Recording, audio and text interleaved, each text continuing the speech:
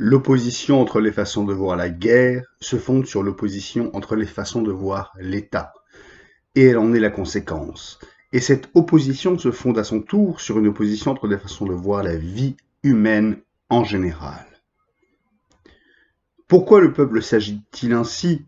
Écrit-il. Il veut se nourrir, engendrer les enfants et les nourrir aussi bien qu'il le peut. Voyageur, souviens-t'en et fais pareil chez toi. Un homme ne peut jamais faire mieux, quoi qu'il fasse, écrit Goethe dans son épigramme vénitien. Protéger ces moyens de vie qu'on appelle propriété, de quelque manière qu'ils aient été acquis, les protéger contre le vol violent en tout genre, l'État y pourvoit. Il n'est que le moyen pour cette fin, et détient donc la troisième place dans la série.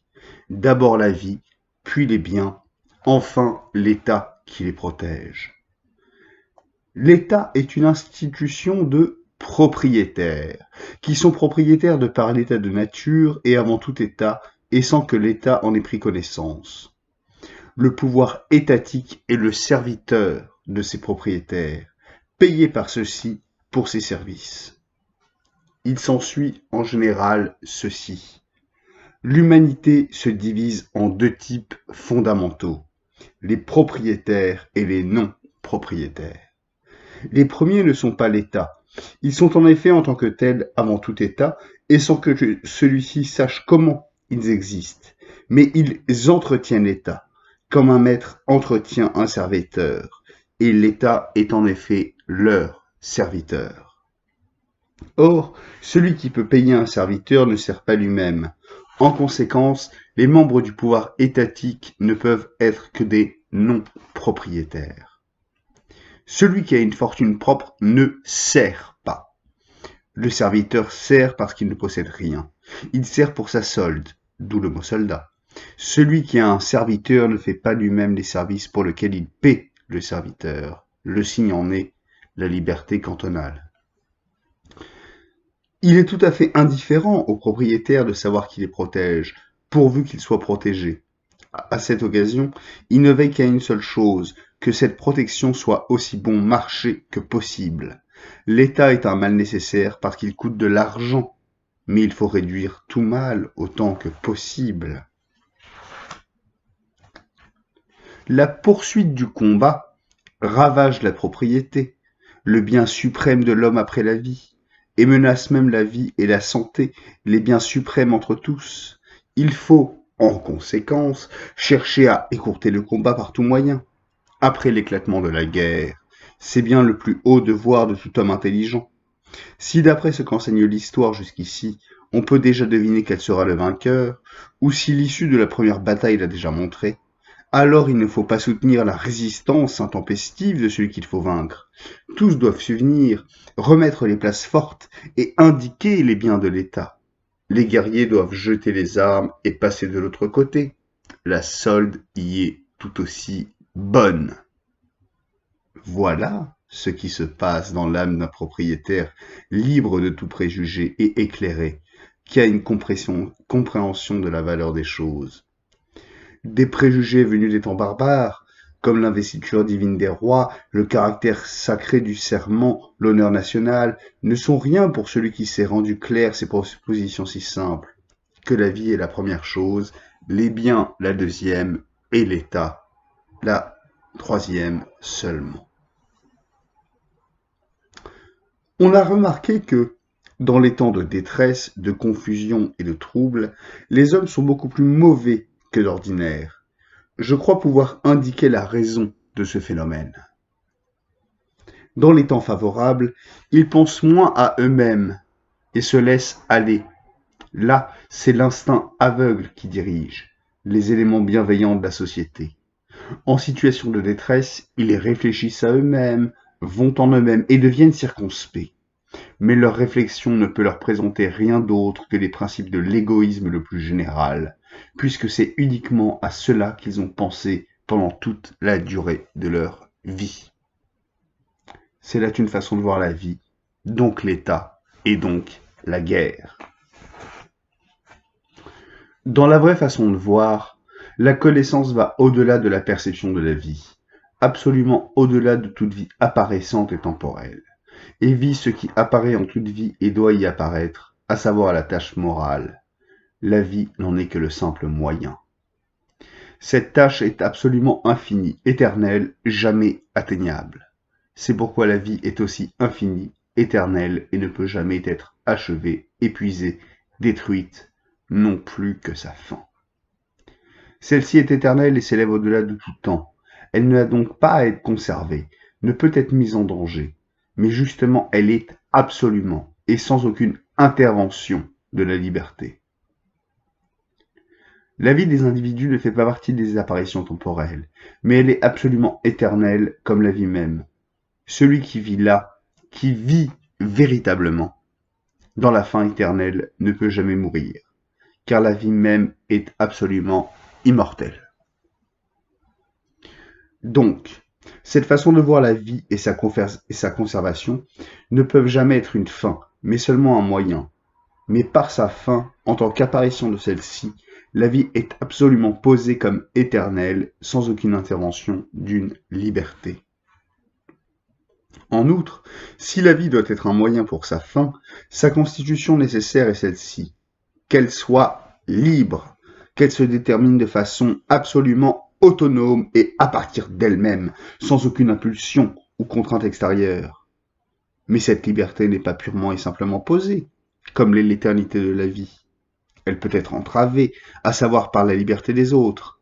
La conserver est donc la première fin proposée à la liberté même de chacun. Voilà donc l'évaluation des biens dans cette façon de voir. 1. La tâche morale, l'image divine. 2. La vie dans son éternité, le moyen en vue de cela, dénué de toute valeur si ce n'est dans la mesure où elle est ce moyen. 3. La liberté comme condition unique et exclusive pour que la vie soit un tel moyen. Donc, comme ce qui seul donne de la valeur à la vie même.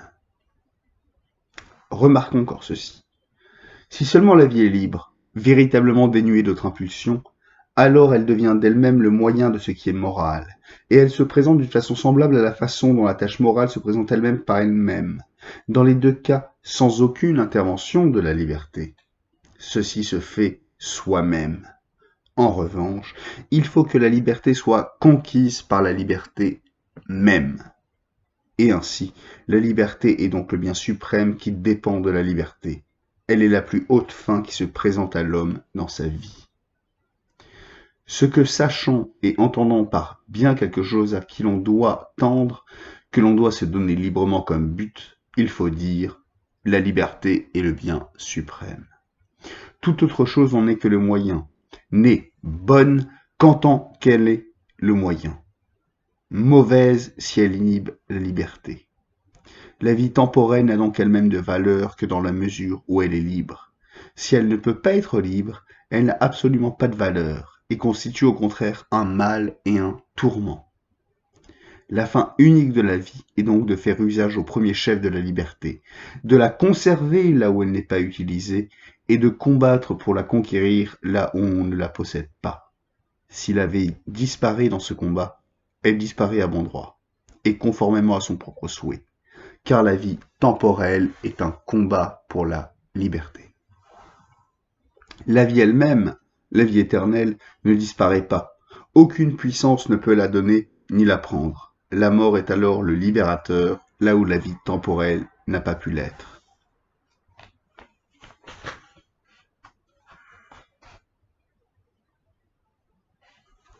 La mort est de loin préférable à l'absence de liberté. Il est sûr que par une vie d'esclave, je perds tout droit sur ma vie éternelle, que je mérite précisément par la mort. Donc, je sacrifierai inconditionnellement ma vie plutôt que mes biens. Car à quoi servent donc les biens si je ne peux pas vivre? Or, je ne peux vivre dans ces conditions. Pas de paix, pas de compromis, de la part de l'individu en tout cas. L'objet du conflit ne souffre pas de partage. La liberté est ou n'est pas. Pas question de céder à la force et de s'y soumettre, car avant toute soumission à la force, il y a en effet la mort, et celui qui peut mourir, qui prétendra donc le contraindre? Il n'est pas non plus question d'y céder, au cas où le souverain actuel se soumettrait et conclurait la paix. Moi, du moins, j'ai déclaré la guerre. Et j'ai pris parti, non pour sa cause, mais pour la mienne, pour ma liberté. Aussi, s'il me rend ma parole, je ne peux cependant pas me la rendre à moi-même. Dans ce cas, le souverain ainsi que ceux qui restent auprès de lui sont morts en tant qu'État, en tant que point de développement possible d'un règne du droit. Qu'est-ce qui peut bien pousser celui qui sent en lui le frémissement de la vie à rester à l'intérieur de la putréfaction? Mobilisation de toutes les forces, combat à la vie à la mort, pas de paix sans victoire complète, c'est-à-dire sans garantie totale contre toute atteinte à la liberté. Pas d'égard ni pour la vie, ni pour la propriété, nul calcul sur une paix future. Telle est la disposition dans laquelle il faut que se trouve celui qui vit dans cette connaissance. Et il ne peut pas faire autrement.